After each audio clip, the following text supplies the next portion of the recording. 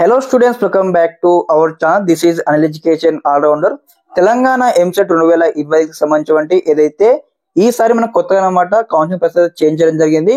మరి ఇక్కడ ఏం చేంజ్ చేశారంటే ఇక్కడ మార్క్ సీట్ అలాట్మెంట్ అని కొత్త స్టెప్ అయితే మనకు ఇంట్రొడ్యూస్ చేయడం జరిగింది. కాబట్టి ప్రతి ఒక్క విద్యార్థికి అన్నమాట ఒక చాలా డౌట్స్ అయితే ఉన్నాయన్నమాట. చాలా కన్ఫ్యూజన్ అవుతా ఉన్నారు. అన్న ఇక్కడ మార్క్ సీట్ అలాట్మెంట్ అంటే ఏంది, అదే విధంగా దీనివల్ల మాకు అడ్వాంటేజా డిసడ్వాంటేజ్ అని ఇక్కడ చాలా డౌట్స్ ఉన్నాయి. కాబట్టి ఈ వీడియో తరపునమాట స్టెప్ బై స్టెప్ మరి 2025 సంవత్సరంలో మరి కొత్త కౌన్సిలింగ్ ప్రాసెస్ ఏ విధంగా జరుగుతుంది మీకు ఎక్స్ప్లెయిన్ చేస్తాను. ప్రతి ఒక్క విద్యార్థి అన్నమాట తప్పకుండా వీడియో స్కిప్ చేయకుండా ఎండ్ చూడండి. తప్పకుండా ప్రతి ఒక్క విద్యార్థి ముందుగా వీడియోకి అయితే లైక్ చేయండి, ఛానల్ కి సబ్స్క్రైబ్ చేసుకొని మీకు ఈ విధంగానే కంప్లీట్ గైడెన్స్ అయితే వస్తూ ఉంటాయి మీకు సీటు వచ్చి కాలేజ్కి వెళ్ళేంత వరకు.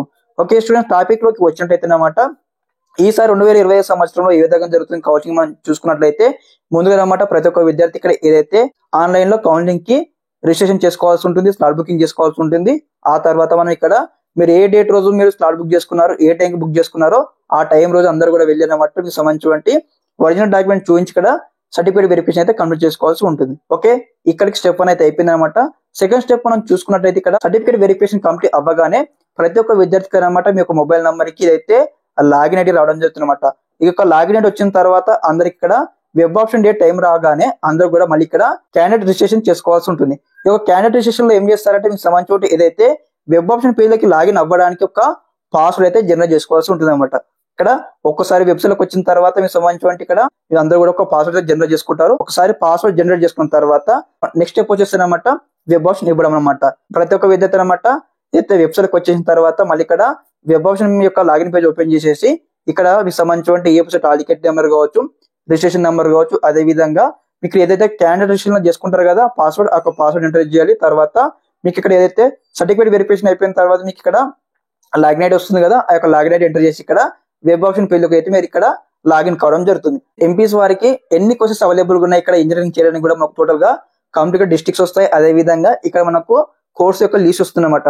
మరి మీరు ఏ డిస్ట్రిక్ట్ ఉన్నటువంటి కళ్ళలో మీరు చేయాలనుకుంటున్నారో ఇంజనీరింగ్ అందరూ కూడా సెలెక్ట్ చేసుకోవాలి యొక్క డిస్ట్రిక్ట్ నేమ్స్. అదే విధంగా తర్వాత నెక్స్ట్ స్టెప్ వచ్చేసినట్టు మీకు సంబంధించిన వెబ్ ఆప్షన్ పేజ్ అయితే ఓపెన్ కావడం జరుగుతుంది. వెబ్ ఆప్షన్ పేజ్ ఓపెన్ అయిన తర్వాత అందులో వచ్చేసినమాట స్టెప్ బై స్టెప్ అయితే మీకు నచ్చిన కాలేజ్ కి మీకు నచ్చిన బ్రాంచ్ అయితే వెబ్ ఆప్షన్ అయితే ఇవ్వడం జరుగుతుంది. ఇచ్చిన తర్వాత ఇప్పుడు మనకు మెయిన్ స్టెప్ అయితే ఇన్వాల్వ్ కావడం జరుగుతుంది అనమాట. ఆ స్టెప్ పేరు వచ్చేసి ఇక్కడ మార్క్ సీట్ అలాట్మెంట్ అనమాట. మార్క్ సీట్ అలాట్మెంట్ జరుగుతుంది కాబట్టి mark seat allotment is known as a duplicate seat allotment అనమాట.